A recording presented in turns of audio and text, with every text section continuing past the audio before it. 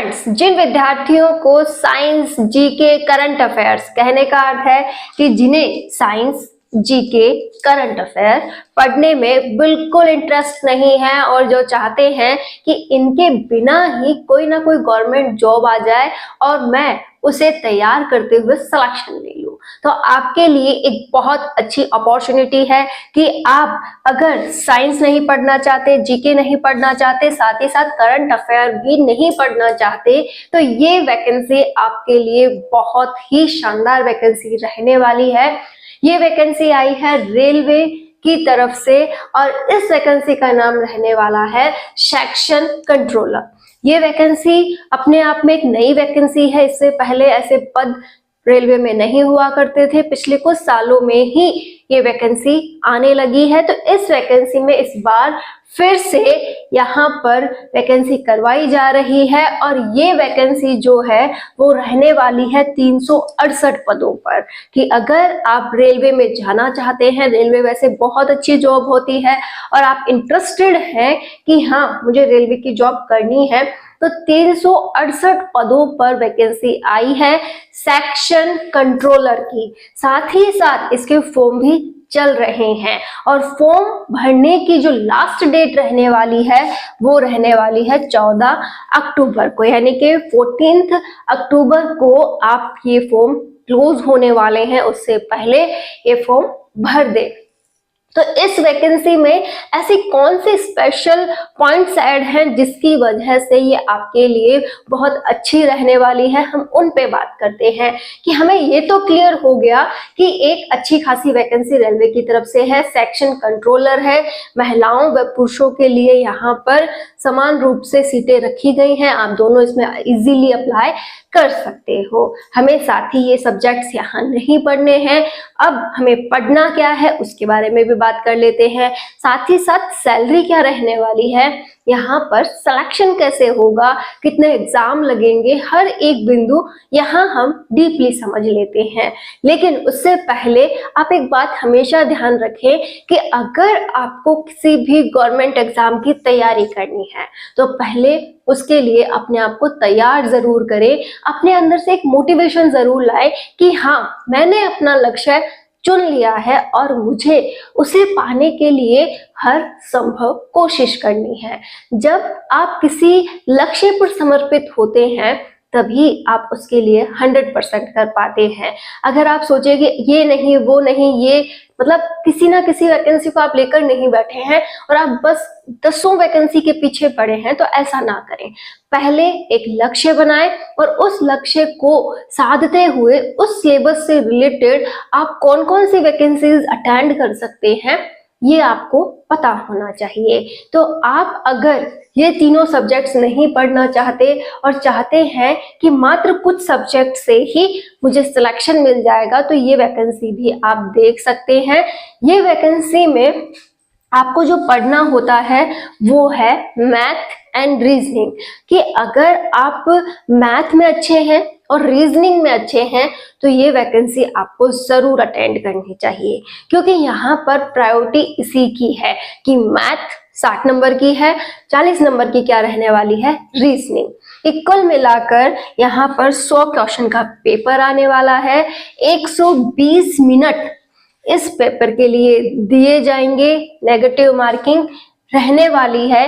तो ये वाला हिस्सा आपको अगर अच्छा आता है तो आप ये फॉर्म भर दीजिए। देखिए करंट अफेयर मतलब कोई सीमा नहीं होती है, अगर हम उसे पढ़ने बैठे तो कुछ भी चूक जाता है। लेकिन मैथ का जो सिलेबस है, अगर आप पॉइंट टू पॉइंट उसके रोज प्रैक्टिस कर रहे हैं, उसके टॉपिक्स क्लियर कर रहे हैं, तो वहां पर ऐसी लापरवाही नहीं होगी, वो क्वेश्चन उसी से रिलेटेड होगा। बस ये है कि आपने कितनी अच्छी प्रैक्टिस की है उसके आधार पर आप वो सॉल्व कर सकते हो। बात करें रीजनिंग की, तो रीजनिंग में यहाँ पर मेंटली भी रीजनिंग के क्वेश्चंस हैं और लॉजिकली भी क्वेश्चंस पूछे गए हैं, तो आपको दोनों तरीके से रीजनिंग को सॉल्व करना आना चाहिए। कुल मिलाकर ये दोनों पॉइंट जिसके भी स्ट्रॉन्ग है और 100 क्वेश्चन को इसके इजीली अटेंड कर सकता है वो ये फॉर्म भर सकते हैं। और भी कई ऐसी स्पेशल पॉइंट्स है इसमें जिसकी वजह से ये आपके लिए बहुत अच्छी रह सकती है, वो भी हम डिस्कस करेंगे। फिलहाल हमने जान लिया है कि इसमें होने वाला क्या है। कि एक पेपर होगा जिसमें 100 क्वेश्चंस होंगे, साथ ही साथ 120 मिनट का ये रहने वाला है।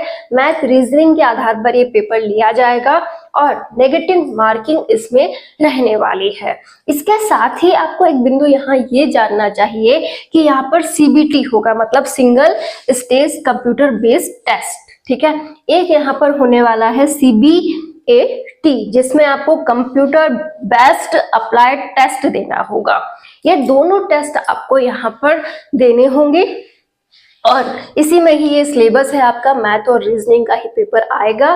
साथ ही साथ 70% तो किसका रहने वाला है, CBT का, और 30% किसका रहने वाला है, CBAT का। तो आपको दोनों एग्जाम्स को क्लियर करते हुए अपनी 100% परसेंटेज जो है उसमें से कट ऑफ देखनी है कि हाँ कट ऑफ इतनी जा रही है, मेरा इतना बन रहा है, तो मैं सिलेक्टेड हूँ। और जब सिलेक्टेड हो जाते हैं तो बस इजीली क्या है, डॉक्यूमेंट्स वेरिफिकेशन और उसके बाद होने वाला है मेडिकल टेस्ट। मेडिकल टेस्ट में भी ऐसा कोई नहीं है कि आपको बहुत अधिक कॉम्प्लिकेशंस देखने को मिलेंगे कि हाँ आपकी हाइट देखी जा रही है ये वो, नो, आपको ओनली फॉर आई टेस्ट यहाँ पर देना होगा। एक चश्मे वाले यहाँ अलाउ नहीं है कि जिनके भी ग्लासेस लगे हैं वो ये फॉर्म नहीं भर सकते। साथ ही साथ आपको आई टेस्ट भी यहाँ पर देना होगा। तो कुल मिलाकर बहुत अच्छा इसका पैटर्न है। जिन भी विद्यार्थियों को मैथ, रीजनिंग, कंप्यूटर जैसी जो फील्ड है इनमें इंटरेस्ट है और बहुत अच्छा इनको ये वाला फील्ड आता है, उनके लिए ये वैकेंसी बहुत अच्छी है। देखिए, ये जरूरी नहीं है कि आप अच्छे नहीं हैं तो और किसी को आप ये सजेस्ट नहीं कर सकते। आपकी नजर में ऐसे बहुत से स्टूडेंट्स होंगे जो कंप्यूटर में बहुत अच्छे हैं, ठीक है, जिन्हें कंप्यूटर नॉलेज है, साथ ही साथ मैथ रीजनिंग उनकी बहुत अच्छी है। अगर वो लगकर तैयारी कर लेते हैं तो यहाँ पर बहुत अच्छा कर सकते हैं। तो आप अपनी फैमिली में या फिर अपने नोन पर्सन को भी ये सजेस्ट कर सकते हैं।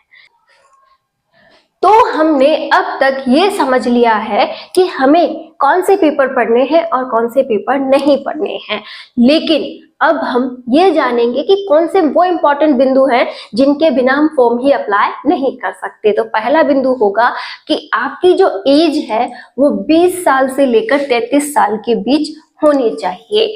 इसके बीच अगर आपकी एज है तो आप ये फॉर्म भर सकते हैं। दूसरा, आपको ग्रेजुएट होना चाहिए कि अगर आपकी ग्रेजुएशन हो गई है या लास्ट ईयर में है आप, तो आप ये फॉर्म भर सकते हैं, लेकिन एग्जाम से पहले आपकी डिग्री कंप्लीट हो जानी चाहिए। तो ये वाली बात आप ध्यान में रखें। एक बिंदु जो आपको मोटिवेट कर सकता है, साथ ही साथ आपको इंक्रीज कर सकता है कि हाँ मुझे ये जॉब लेनी चाहिए, जैसे आपको ध्यान में ये रखना है कि लेवल 6 की वैकेंसी है, यहाँ पर आपकी सैलरी जो है वो 60,000 के समथिंग रहेगी। तो सैलरी क्या है, बहुत अच्छी। तो जिन किसी को भी ये लगता है कि मैं मेहनत क्यों करूं, मुझे मिलने वाला क्या है, जब हमें ये बता दिया जाए कि अच्छी खासी सैलरी मिलेगी, साथ में रेलवे की सुविधाएं भी बहुत अधिक होती हैं, तो उसमें से भी बहुत से बेनिफिट्स आपको मिल सकते हैं। तो इन सब बातों को अगर हम नोटिस करेंगे तो यहाँ पर एक मोटिवेशन अलग से आएगा कि हाँ मुझे भी इस एग्जाम की तैयारी करनी चाहिए। ऐसा नहीं है कि मात्र यही वैकेंसी, और भी वैकेंसीज रेलवे में आई है, मैं जल्द ही आपको उसके लिए भी अपडेट करूंगी। लेकिन अगर आप रेलवे में इंटरेस्टेड हैं, रेलवे की सुविधाएं भी काफी अच्छी हैं, साथ ही साथ बहुत अच्छी पैकेजिंग आपको यहाँ मिलती है, बहुत अच्छा आपका सैलरी रहता है यहाँ पर, तो आप इसे बहुत अच्छे से सोचते हुए, विचारते हुए कि हाँ मुझे कर लेना चाहिए, तो बस कर लीजिए और एग्जाम की तैयारी स्टार्ट कर दीजिए। और जो मैंने मेन बात आपको क्लियर कर ही दी है कि मैथ, रीजनिंग, कंप्यूटर वगैरह में अच्छे हो तो फॉर्म भरो। अब देखिए 60,000 प्लस सैलरी भी होगी। मैंने पहले ही बता दिया था मेडिकल टेस्ट है। मेडिकल टेस्ट में है क्या कि भाई चश्मा नहीं होना चाहिए और आई साइड आपकी बहुत अच्छी होनी चाहिए, जिससे कि वो टेस्ट जब ले तो आप टेस्ट में क्लियर हो जाओ। अब जान लेते हैं इसी एग्जाम से रिलेटेड एक और बिंदु कि मैम फीस क्या रहने वाली है। तो जो भी पुरुष हैं जो जनरल कैटेगरी से आते हैं उन्हें यहाँ पर 500 रुपए फीस देना होगा। कि हाँ आपकी फीस यहाँ पर 500 रुपए रहने वाली है। साथ ही साथ अगर आप महिला है या फिर किसी आरक्षण के थ्रू आपको यहाँ पर छूट मिलती है तो वे सभी यहाँ पर 250 रुपए में ये फॉर्म भर सकते हैं। तो महिलाओं के लिए भी यहाँ पर प्रॉफिट है कि जो भी महिलाएं सोचती हैं कि फॉर्म फीस ज्यादा है तो यहाँ फॉर्म फीस भी ज्यादा नहीं है। आप अपने अकॉर्डिंग 250 रुपए की फीस देते हुए इजीली ये फॉर्म भर सकती हैं। साथ ही साथ आपको ये भी ध्यान में रखना होगा कि अगर आप मैथ, रीजनिंग और कंप्यूटर में अच्छी हैं तो भरो ना, क्यों इसको नहीं भर रही हो। 368 पद है तो ये पद कम नहीं होते हैं। यहाँ पर 8 गुना को पास किया जाएगा, 8 गुना को यहाँ पर डॉक्यूमेंट्स वेरिफिकेशन में बुलाया जाएगा या फिर कंप्यूटर बोर्ड। यहाँ पर इन्होंने साफ कहा है कि हम 8 गुना जो कैंडिडेट हैं उन्हें पास करेंगे, उसके बाद छटनी होगी और उसके बाद हम उसे फाइनल सिलेक्शन दे देंगे, ठीक है। लेकिन अगर आप ये सोचें कि ये वैकेंसी के फॉर्म बहुत अधिक भरे जाएंगे तो आप खुद ही नोटिस कर लीजिए। देखिए पहले तो ग्रेजुएशन होना चाहिए, ठीक है, होता है ज्यादातर सभी का है, ठीक। उसके बाद आईसाइट आजकल सभी की वीक है, ठीक है, तो बहुत कम लोग यहाँ पर फॉर्म अप्लाई करेंगे।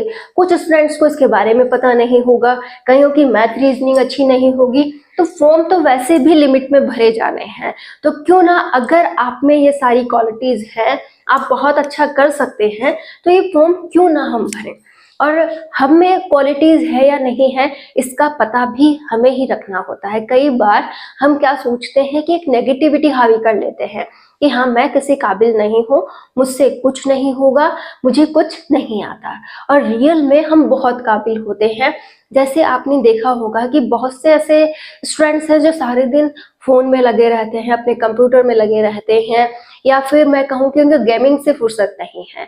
लेकिन अगर हम रियल में उनको उनकी काबिलियत पहचाने, मतलब उनको कहें कि आप काबिल हो, आप सही दिशा में चलो, उनको उनकी जो गलत आदतें हैं उनसे बचाएं, तो साथ में हम उन्हें बहुत कुछ अच्छा करवा सकते हैं। जैसे उनकी कंप्यूटर स्पीड बहुत अच्छी होगी, उनका कंप्यूटर पर वर्क बहुत अच्छा होगा, वो लॉजिकली भी काफी अच्छे होंगे, जैसे उनकी मैथ वगैरह बहुत अच्छी हो सकती है। अगर ऐसे स्टूडेंट्स को हम गाइड करें, उन्हें उनकी बुरी संगत से बचाते हुए इस डायरेक्शन में लाएं, तो 20 साल का बच्चा आपको मिल जाएगा। हर घर में ऐसे अभी लड़के और लड़कियां हैं जो कि इस उम्र में हैं और कहीं ना कहीं अपने समय को बेवजह खर्च कर रहे हैं, तो उन्हें भी आप इस एग्जाम का बता सकते हैं। यही क्यों, आप किसी भी कंपटीशन एग्जाम की तैयारी अगर सही उम्र में करते हो, और अगर आपने नहीं भी की है ना, और आपके साथ वाले या फिर आप देखते हो कि ये बच्चा गलत डायरेक्शन में जा रहा है, तो आप उसे भी ये राय जरूर दे सकते हैं कि वक्त रहते जो करना है वो करो, वक्त जाने के बाद नहीं। जैसे अब ऐसे बहुत से स्टूडेंट्स हैं जो 30 की उम्र के बाद तैयारी कर रहे हैं, या फिर मैं कहूँ 35 की उम्र के बाद तैयारी कर रहे हैं। कोई बुराई नहीं है, करो। लेकिन अगर आप उनसे भी पूछोगे ना, तो वो ये कहेंगे कि एक वक्त था जब मैं तैयारी बहुत शानदार कर सकता था, मेरा सिलेक्शन हो सकता था। मतलब एक अलग ही पछतावा आपको उनके अंदर दिखाई देगा।